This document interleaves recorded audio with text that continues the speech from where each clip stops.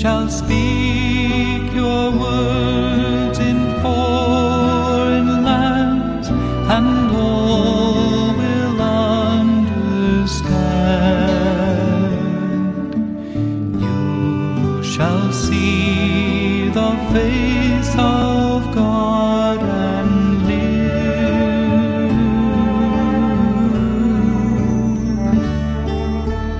Be not afraid.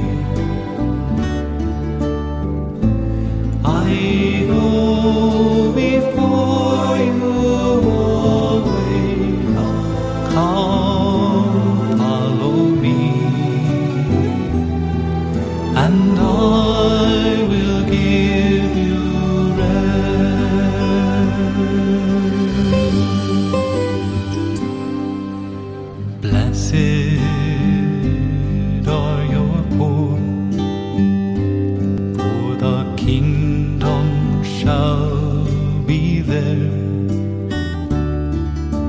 Blessed are you that weep and mourn, for one day you shall laugh. And if wicked tongues insult and hate you, all because of me, blessed, blessed are you.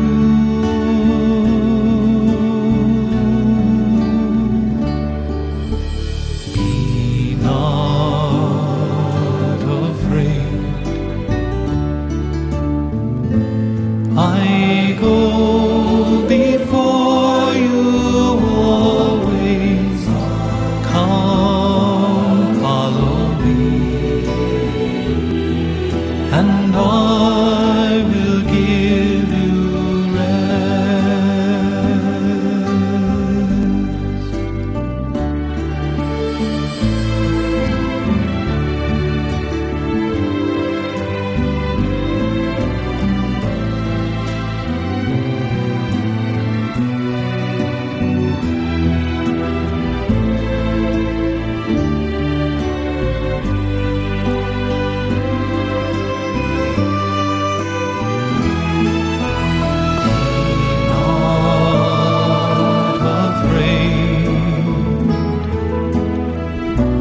I go before you always.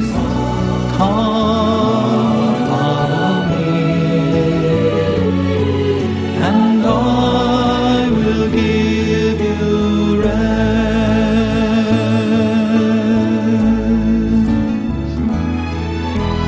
Be not afraid.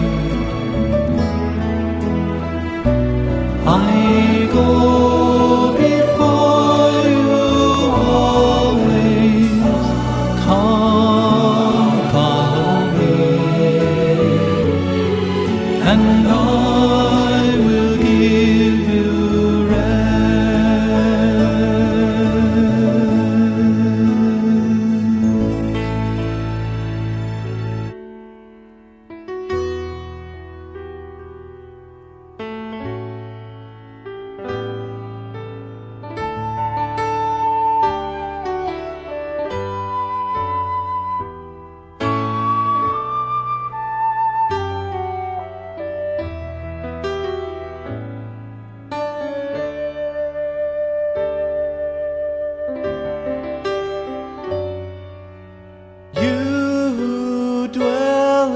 shelter of the Lord, who abide in his shadow for life.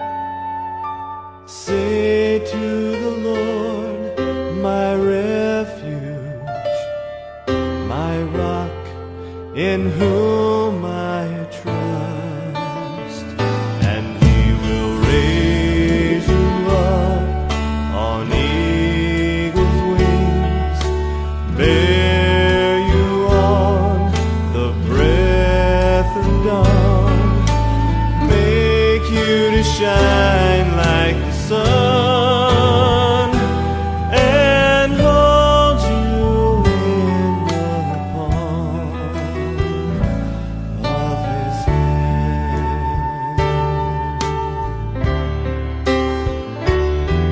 The snare of the fowler will never capture you, and famine will bring you no fear.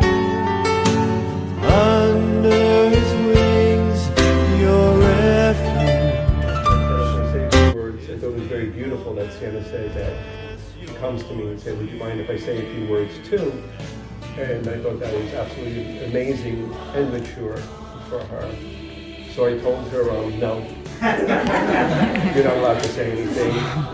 And she asked me again. I said, okay, fine. So Sienna's going to say a few words, and then I'm going to say a few words. I would like to say her. Hi everyone, I'm Sienna, Baba's granddaughter.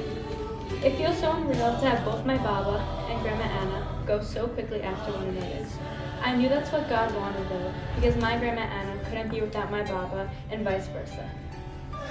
I'm standing here today not to make everyone cry, but to try and honor them in a way that only brings laughter and smiles, because that's all they brought to my life.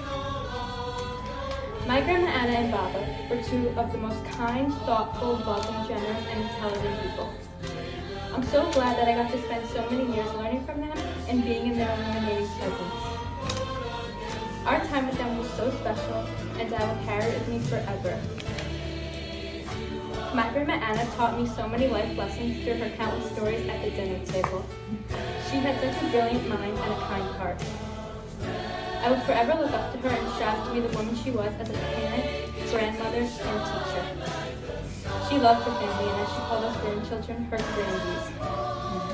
I can't imagine celebrating Thanksgiving or Christmas Eve without you guys, but I know you'll be right with us eating galimata and fried ravioli. The special traditions that we created together were always something that I look forward to every year, and memories I will never forget.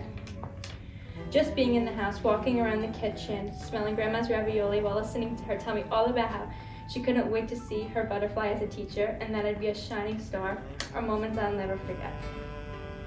Baba was the one who could sit there and talk to me about books and art. He had some amazing stories he shared with me that I feel so lucky to have heard. I love looking around that house and seeing all of Baba's artwork displayed and feeling so amazed by him. He was such a creative person, and even on his worst days, I'd go to the house, and once he saw me, his whole face would light up. That meant the world to me. Even if he wasn't always as attentive on his bad days, when he was around his family, he had that big smile on his face that I can still picture in my mind. There's nothing better to ask for than that. My grandparents gave all their love and strength to us, and that is something I will forever admire. Something I will never forget is on one of Baba's bad days, he was laying in the hospital bed. I was nervous that he wouldn't remember me, so my mom told me to kiss his hand. After a while of being with him, I gave him a kiss on the head and then on his hand. He immediately took my hand in his, kissed it right back, and said, "I love you." That is something that was so perfect and beautiful that I had to do it a few more times, and each time he took my hand in his and he kissed it right back. I will never forget the love and happiness that we shared together, my two special angels that I will have forever and ever. Thank you both for giving me the opportunity to learn from you and love like you. I will keep you both so close to my heart as I continue to grow and learn. Thank you for the greatest gift of all, your love. Rest easy, my angels. I love you.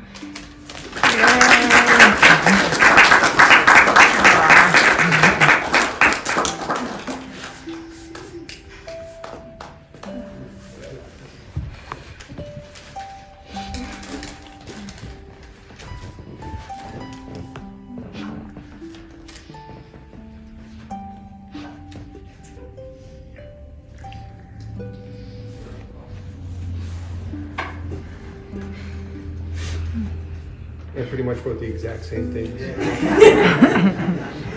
And that's funny though, it's actually very similar, which I thought is interesting.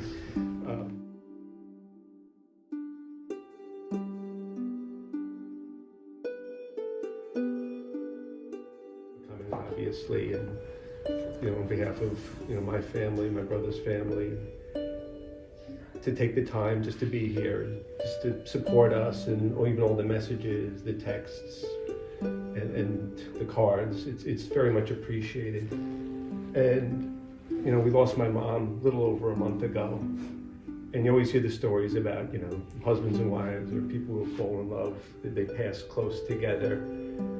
I think that that's true in instances where these people have a certain bond. And my parents really had that bond. And I've been talking to people, and Debbie Lamacchia, I'm not even going to call her friend, she's family. She's raised all of my children with me. She came on board when Cindy was sick and has been with us through everything. And she said, Steve, I can't be here. She's seeing her grandchild in Seattle. She goes, I feel bad, but she goes, I loved your parents. I love them so much. She said they had that old-fashioned love. And I thought to myself, yeah, and they kind of, like, certain things resonate with me, and that always resonated. That resonated with me. And I sat and thought about it because I've been spending time in the house, in the car, and I try to think, what is that old-fashioned love? You know, what's different about it? And my parents cared so much about each other, and so much about the children, and so much about their family. It was never about themselves. It was always about supporting each other, taking care of the family. It was about sacrifice. My mother and my father sacrificed everything for each other and for their family. And it was about stability. Every day when we'd come home from school, you'd do your homework. Dinner would be on the table. Sunday dinner at 2 o'clock. Saturday barbecues in the summertime at 6 o'clock. It was having that stability and that sacrifice that carried them through their entire marriage. They were married 62 years.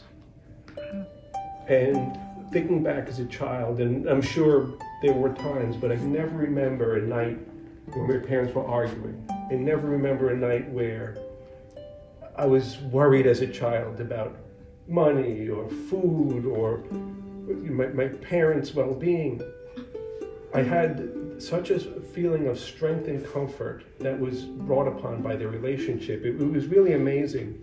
And when Debbie said that old-fashioned love, I started thinking, what's different about that and then what's going on now is that they cared more about each other and more about the family than they did about anything else in the world.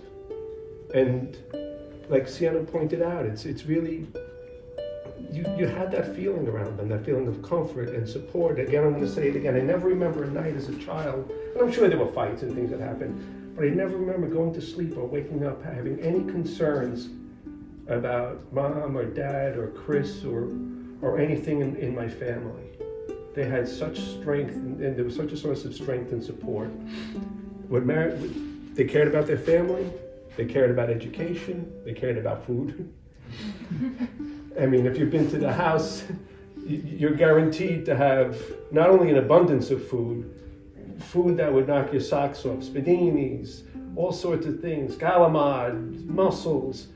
I tell you, looking back as a kid, as a picky eater, I shot myself in the foot by not eating the homemade pesto or the tomatoes from the garden when I was 5, 6, 7, 8. Looking back on it now, there were so many meals that I missed that were so fantastic that I really appreciate now as an adult. They would grow basil in the garden, and he had a mortar and pestle, and he would make pesto sauce for us from scratch. And that's what I grew up with, and that's what Chris grew up with. And it was that stability and that love. And like I always said, because your friends would always gravitate to my house. You know, everybody would play in Vince's backyard, and you know, we go here. But when it was time to watch TV or have a good meal, they'd invariably show up at my house because you know there's always going to be the food there. My parents are always going to be there. You always had that support. Now my father, he was quiet. You had to talk to him to get to know him. He's very proud man, very strong man. He loved history, he loved art, he loved his family, like Sienna said.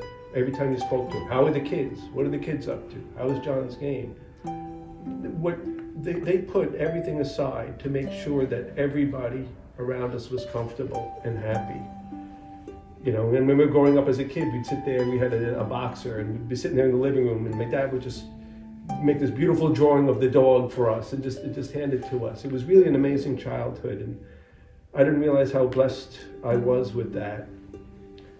My dad was the seventh of 9 children. His father came over from Sicily in 1914. I remember his father going, as a child, driving to Brooklyn seemed like an eternity. And going there with Mom and Dad and Chris. And his father, who was very proud of, my dad loved his dad, spoke no English, but he was a big, burly guy. He worked in the docks in various jobs. And he would just give us these big hugs. And his mother, who's in the portrait right there, she spoke a little bit of English, and she'd make these delicious butter cookies. And we'd spend the day there, and I could just see that they passed down to them what they passed down to me and my brother as a child. They never lived a fancy life. They never had the fancy house. They had the same furniture, the same wallpaper, the same everything in the house that they did for the past 20 or 30 years. But when you die, I've never been to a wake or a funeral where anybody said, "Oh, remember the car that he drove? Or remember the giant house that he was in?"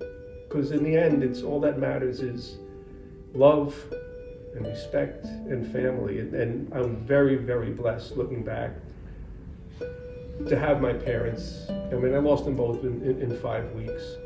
So I'm talking about my dad, but like Sienna said, you really had to talk about them together. You couldn't separate Anna and Sal. 62 years together is quite an accomplishment.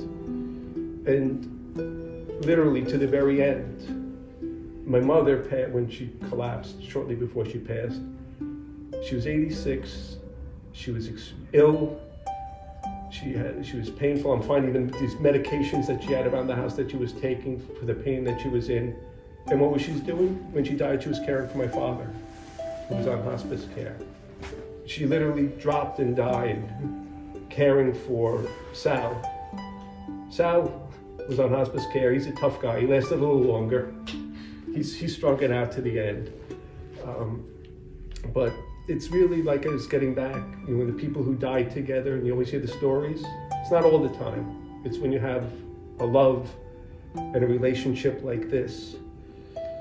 It's getting back to what Debbie said when I started this. It's that old-fashioned love.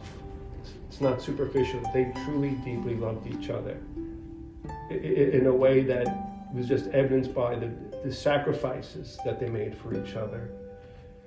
After my mom passed, Chris and I took care of my dad, and I'm just thinking to myself, I don't know how she did it, because it was a 24/7 job. And here's my mom, 86, really on death's door, and to the point that she died, she was caring for this man, and she went the way she was supposed to and she wanted, and he went with her, and he followed her there.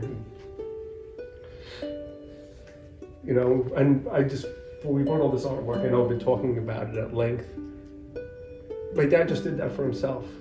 This was his pleasure. We'd go on vacation to St. Augustine. He'd bring his oils and sit there for a couple hours, and me and my brother would be bored to shit. When we go in Dad, and he'd come back with this beautiful painting. Or he'd go in the attic, and later on he'd come back and do this self-portrait. It was just for himself. It was his art. It was never about... I had a friend of mine said, "Oh, did he ever sell anything?" I'm like, no, he never did. And it kind of dawned on me, like it wasn't about that with my dad or even my mom. It wasn't about money. It wasn't about, not to say we weren't comfortable and like that, but it wasn't about that. It was about, he did his art for himself. Whatever they did, the cooking, the education, the homework had to be done on time. It was about family, and it was about stability. And I said he was one of 9 children. He's, I think, the 7th of 9, and his youngest brother is the only one still alive. He's he was a priest. He's a retired priest. He couldn't make it. He's in upstate New York. And I spoke to him the other day, and like I said, I try and think of words that resonate with me. And Uncle Carl goes to me, he said, "Steve," and we're talking about my dad, and he'd come over, he goes, "I used to love coming to your dad." He goes, he'd make these great dinners, and we'd sit and have brandy or cognac. We'd play chess, we'd talk about history and Napoleon. He goes, I always enjoyed your dad's company. He was a smart man, he was a proud man. And we're talking about my mother and their relationship. And Carl's a very learned man, a very nice man, and he's very comforting to talk to. And he goes, when he was ready to hang up the phone with me, he goes, Steve, he goes, I want to tell you something. He goes, love is stronger than death. And I said to Carl, I said, that's very comforting. I like that. It's, thank you. And we hung up. And just to tie it together, I said, thinking to myself, love is stronger than death. And if you have the love that my parents had for each other, the way they lived their lives up until the very end, it was a beautiful thing. And I'm very, very blessed to have had that in my life. And Christopher is very blessed to have that in the life. And that's all I really have to say. Thank you for coming down. I just wanted to give you a little snapshot of their lives and what I was exposed to, and the fact that I was very, very blessed to have been raised by my mom and dad.